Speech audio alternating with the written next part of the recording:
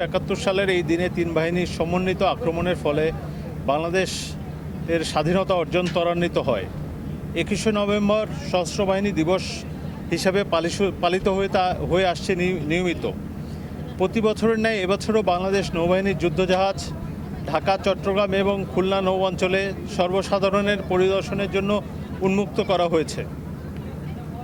বাংলাদেশের সমুদ্র সীমার বিস্তীর্ণ জলরাশির নিরাপত্তা প্রদানের ক্ষেত্রে বাংলাদেশ নৌবাহিনীর যুদ্ধজাহাজসমূহ সার্বক্ষণিক নিরবিচ্ছিন্ন টহল প্রদান করে থাকেন। বর্তমানে যুদ্ধজাহাজ, সাবমেরিন, মেরিটাইম পেট্রোল এয়ারক্রাফট সহ নেভাল কমান্ডোদের দুঃসাহসিক কার্যক্রমের ভিত্তিতে বাংলাদেশ নৌবাহিনী বর্তমানে ত্রিমাত্রিক নৌবাহিনীতে পরিণত হয়েছে।